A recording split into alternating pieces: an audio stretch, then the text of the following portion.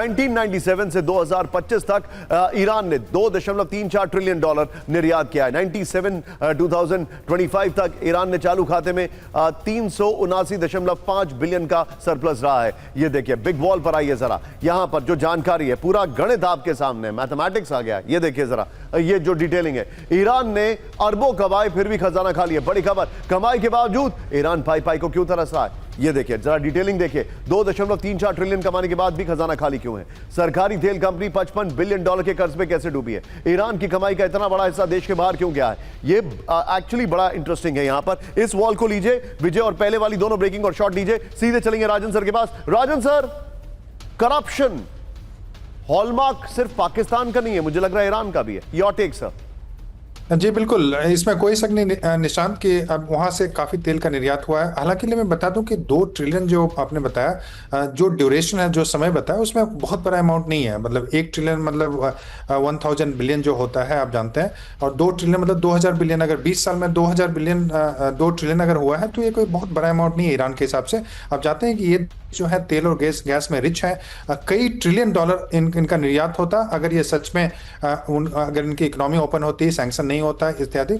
लेकिन यह भी सच है जो आपने बताया कि वहां पे काफी करप्शन है, और करप्शन के कारण करप्शन और चूंकि सैंक्शन काफी दिनों से वहां पे चल रहा है, तो उसके कारण से क्या हुआ है कि वहां की जो ब्यूरोक्रेसी और खासकर जो IRGC इत्यादि और जो पॉलिटिकल लीडरशिप है, जो वहां पे जो दूसरे लीडरशिप है, उन्होंने काफी पैसों को दूसरे देशों में इन्वेस्ट किया हुआ है।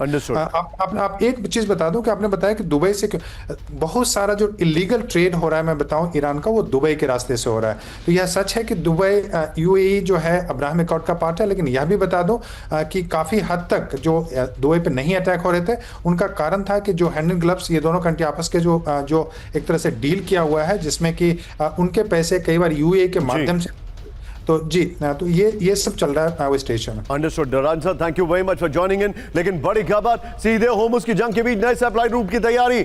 सऊदी से ओमान तक ग्रीनलैंड कॉरिडोर की तैयारी। तेल सप्लाई के लिए 564 किलोमीटर लंबा हाईवे बना रहा है सऊदी। होर्मुज़ स्ट्रेट, ब्रेकिंग और स्टिल दिखाइए, होर्मुज़ स्ट्रेट का नया विकल्प तैयार कर रहे खाड़ी देश। बड़ी खबर, न्यूज मॉनिटर तब्स की रिपोर्ट आ रही है। ये देखिए, वीडियो की पर आइए, ये इस वक्त की बड़ी खबर। विजय, यही वीडियो रहेगा। ये देखिए किस तरीके से बाईपास किया जा रहा है, ये समझना बहुत जरूरी है। होर्मुज़ की जंग, खाड़ी देशों का नया प्लान। सऊदी अरब और ओमान नए सप्लाई रूट पर तेजी से काम कर रहे हैं। सऊदी से ओमान तक ग्रीनलैंड कॉरिडोर तैयार किया जा रहा है। $533 मिलियन खर्च कर 564 किलोमीटर लंबा हाईवे बनाया जा रहा है। अगली बड़ी खबर, ब्रेक करिए। ये देखिए, ईरान में पेट्रोल के दाम 17 गुना बढ़ाने की तैयारी। ब्रेक करिए।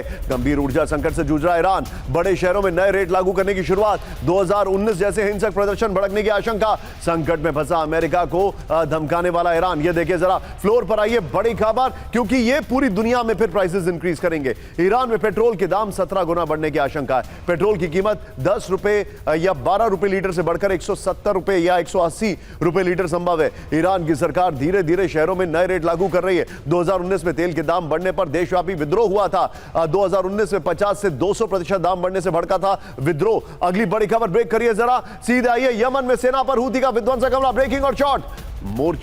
मोचा में सैन्य पोर्ट पर हूती का अटैक। ब्रेकिंग और शॉर्ट। बाबल मंदेब से सटे तट पर मिसाइलें दागी गई हैं। बड़ी खबर, एक और बड़ी खबर, आइए जरा। यमन में हूती और सेना के बीच आमने सामने की जंग। ब्रेकिंग और शॉर्ट। हूती के ठिकानों पर यमन सेना का जवाबी हमला। बड़ी खबर देखिए जरा, विजय, दोनों ब्रेकिंग, दोनों शॉर्ट दिखाए।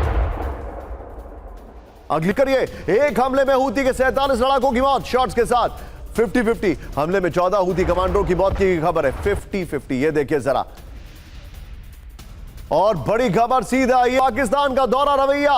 सऊदी तुर्की से डील के बाद ईरान के साथ होने का दावा। इस्लामिक देशों को एकजुट होना चाहिए, ख्वाजा आसिफ ने कहा। दिखाइए जरा, यमन ईरान पर हमला कर रहा है, इजराइल, ख्वाजा आसिफ ने कहा। ख्वाजा आसिफ,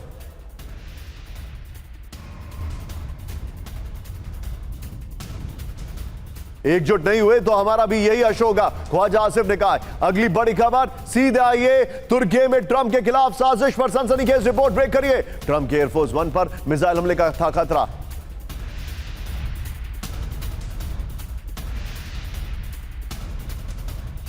पर आइए विजय जरा, CIA को इजरायली इंटेलिजेंस पर नहीं था भरोसा।